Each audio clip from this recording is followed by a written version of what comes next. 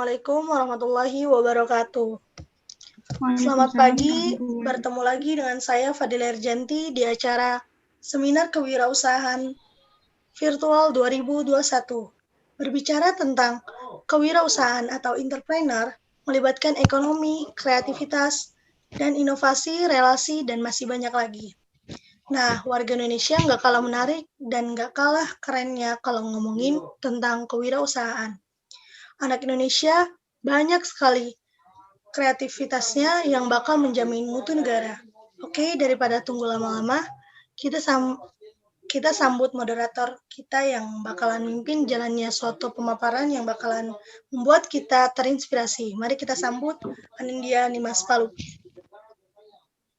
Bismillahirrahmanirrahim. Assalamualaikum warahmatullahi wabarakatuh. Para hadirin yang kami hormati, kami ucapkan selamat pagi dan selamat datang dalam acara Seminar Wirausaha Virtual 2021. Selamat bergabung di jaringan Zoom meeting ini. Dan sudah hadir bersama kita yang terhormat, kami ucapkan kepada narasumber kita yang sudah bergabung, Misal Sulistyo, selaku owner dari brand minuman Sisi Boba. Kepada Misal Sulistyo kami persilahkan. Gitu sih. Assalamualaikum warahmatullahi wabarakatuh. Terima kasih kepada Bani yang telah memberikan kesempatan saya untuk memaparkan sebuah materi yang insya Allah dapat membangkitkan rasa percaya diri kita dalam bidang wirausaha. Oke, jadi pertama saya membuat usaha boba itu, saya sering sekali membeli minuman boba. Hampir setiap hari saya mengunjungi toko tersebut, selalu ramai sekali pengunjung.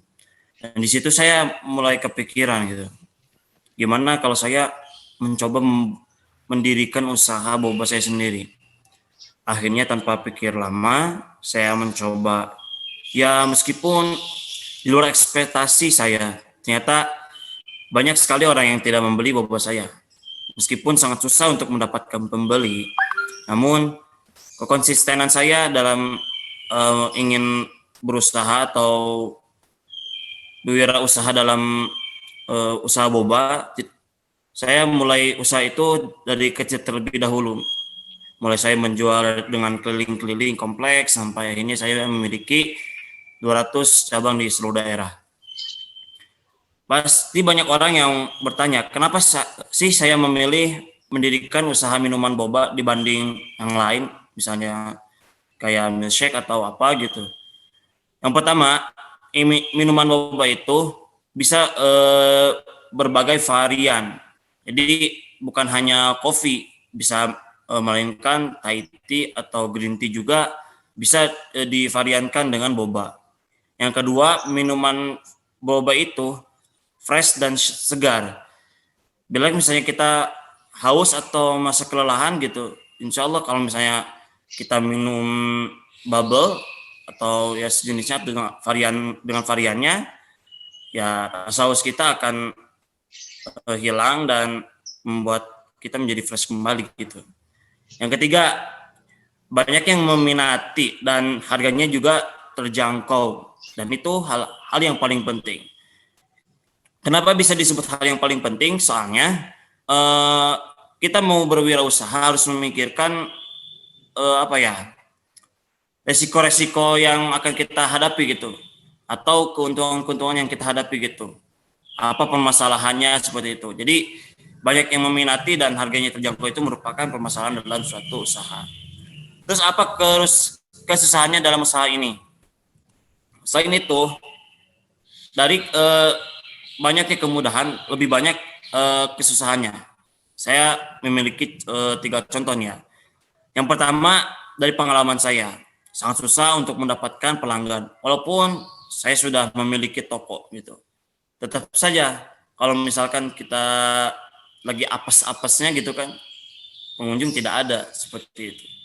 Yang kedua, banyaknya yang sudah membuat usaha boba tersebut, atau kita yang disebut dalam usaha itu adalah bersaing, dan mereka bersaingnya itu ya yang dengan kita maksudnya telah memiliki usaha boba yang sudah maju dan pengunjungnya banyak gitu. Jadi itu yang merupakan kesusahan yang sangat-sangat mendalam gitu bagi usaha boba gitu.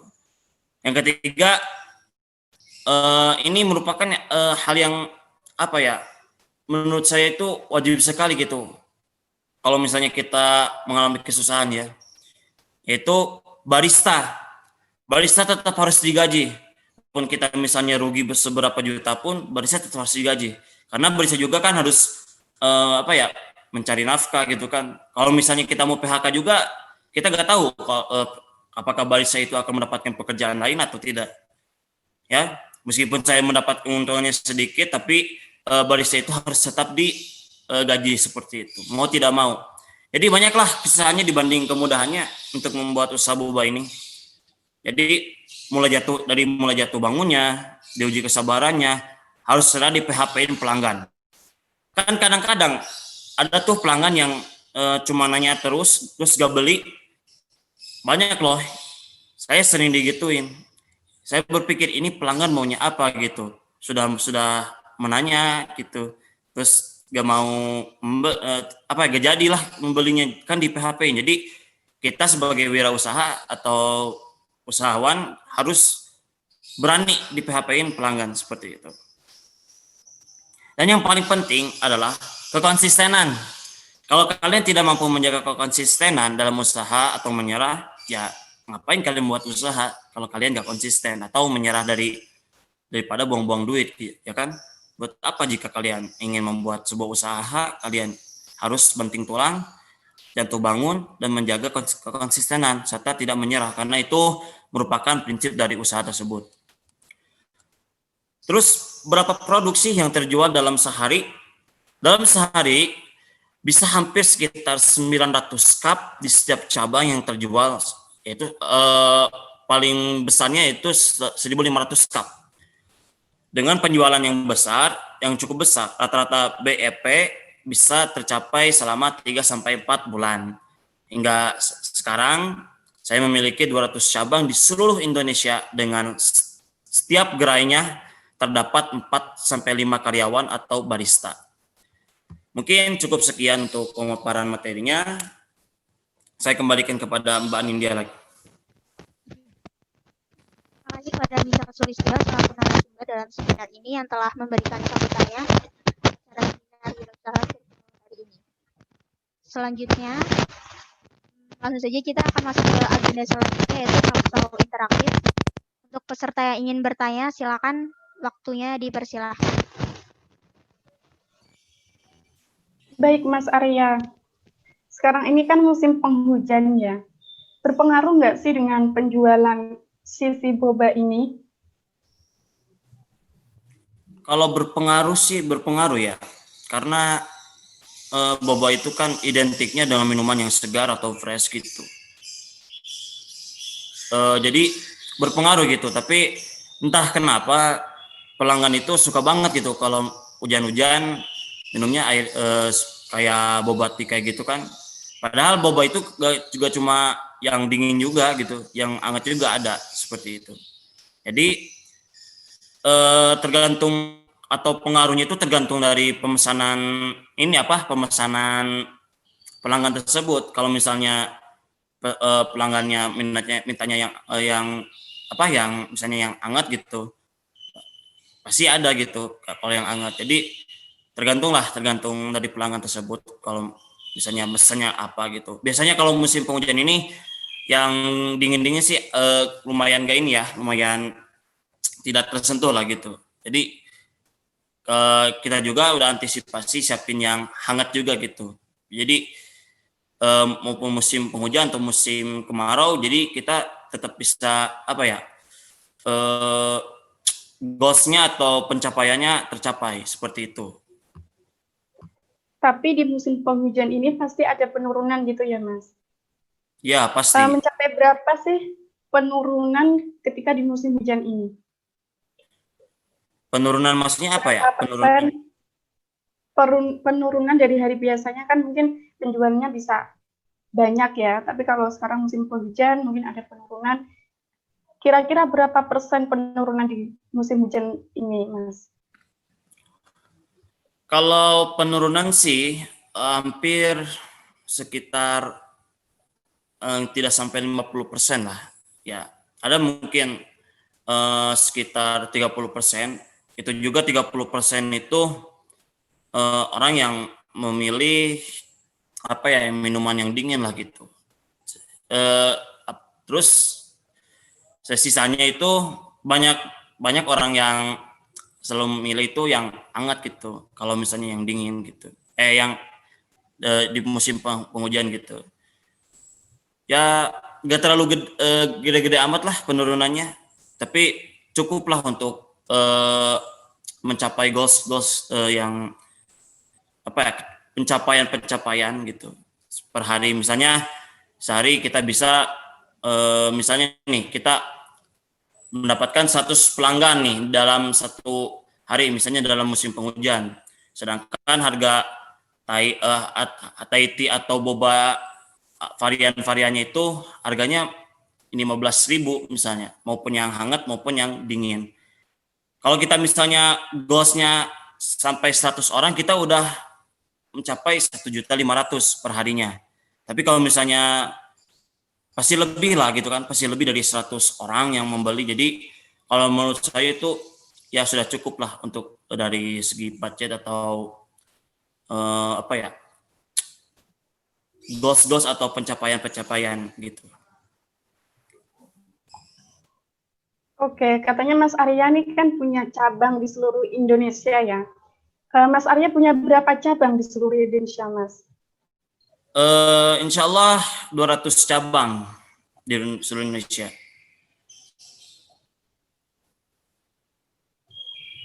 Berarti ini Mas Arya udah bisa dikatakan sebagai pengusaha sukses. Ya, mudah-mudahan lah sangat ya. Menginspirasi sekali. Mudah-mudahan ya, soalnya saya juga masih belajar gitu kan. Masih belajar dalam wirausaha gitu. Ya, semoga lebih dari 200 cabang lah gitu. Amin. Terus untuk pengiklanan atau pemasaran boba tersebut sampai sehari 900 itu bagaimana Pak caranya? Sampai 900 itu kita pengiklanannya banyak ya. Kita juga tersedia di Grab atau GrabFood atau GoFood. Terus kita juga udah memiliki akun resmi dari Instagram ya, dan website resmi dari kita juga. Jadi kita misalnya kalau misalnya kita website nih, itu di situ ada pemilih, misalnya memilih atau mau membeli minuman boba atau varian boba lainnya gitu. Jadi di website juga bisa, di Grab bisa, juga bisa, bahkan di Instagram juga bisa ya. Kalau misalnya di setiap daerahnya itu ada gitu. Belum setiap daerah di Indonesia itu ada. Misalnya kayak tempat-tempat pelosok yang terpencil seperti itu, kita belum bisa mengakses, soalnya di situ juga kan terhambat dari jaringan gitu. Jadi pemasarannya ya kita cukup dengan website, akun resmi website, media sosial, Grab sama GoFood, seperti itu, Mas. Untuk minuman bobanya sekarang udah ada berapa varian, Mas Arya? Untuk minuman boba itu banyak sih ya, Mbak.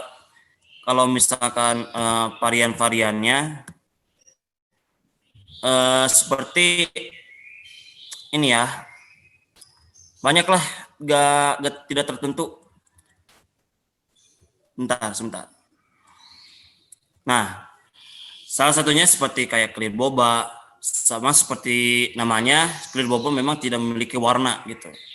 Black boba jenis ini mungkin paling sering kita temui saat membeli bubble tea. Flavored boba, jika black boba punya rasa manis, khas karamel atau gula, rasa flavored boba ini lebih beragam gitu. Terus popping boba, mini boba, dan banyaklah varian-variannya. Bahkan di kopi susu juga sudah ada, kita sudah masukkan menu kopi susu seperti itu, Pak. Terus Oke, varian mengenai menu beberapa apa? kan banyak tuh ya. Ya, Duluan Pak Ik. Terus varian menu apa yang paling laris?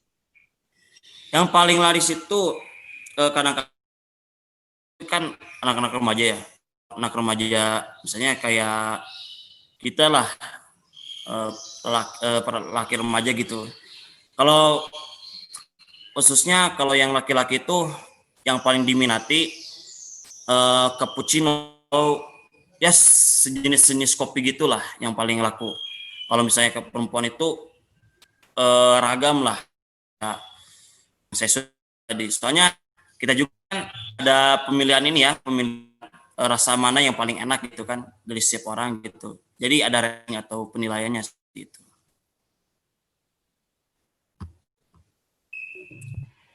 Mas Arya, varian banyak ya. Nah, menurut Mas Arya nih sebagai seseorang yang udah lama di situ boba ini, menurut Mas Arya, varian mana yang paling sulit untuk dibuatnya?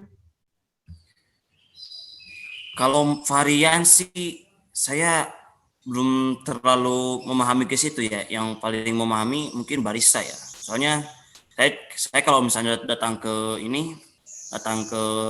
toko juga, saya cuma memantau doang gitu. Tidak selalu bertanya ini varian apa sih yang paling susah gitu. Cara penyajian yang paling susah varian apa gitu. Soalnya kalau saya dulu kan cuma satu varian ya, kopi susu atau ya jenis kopi gitulah. Makanya kalau kopi susu kan gampang sekali dibuatnya kan. Tinggal kita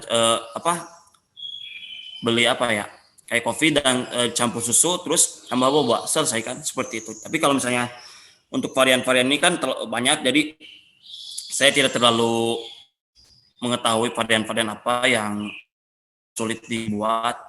Nanti coba kan tanya kepada pegawai saya seperti itu.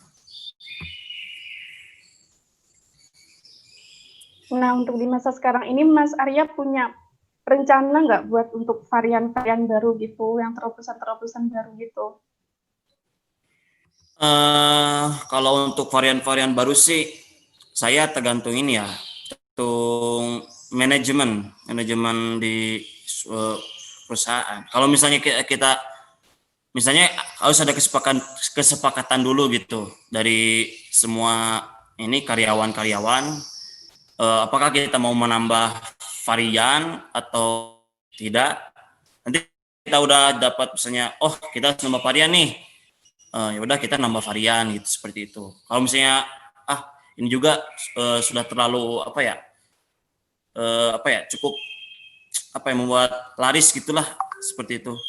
Ya kalau misalnya mereka tidak mau menambahkan varian juga ya tidak menambahkan varian seperti itu, Mbak.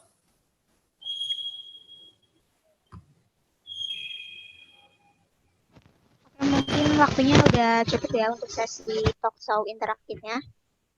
Makasih untuk peserta yang udah mengikuti acara seminar wirausaha virtual ini.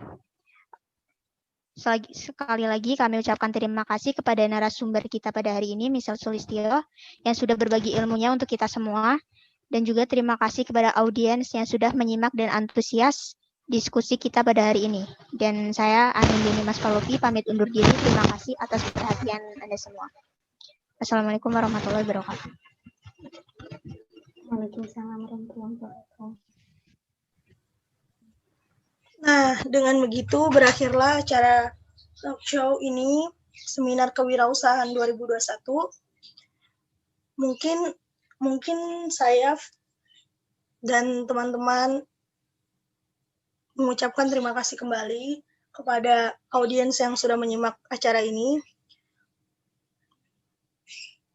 Saya Fadila Erjanti pamit undur diri. Wassalamualaikum warahmatullahi wabarakatuh. Waalaikumsalam warahmatullahi wabarakatuh.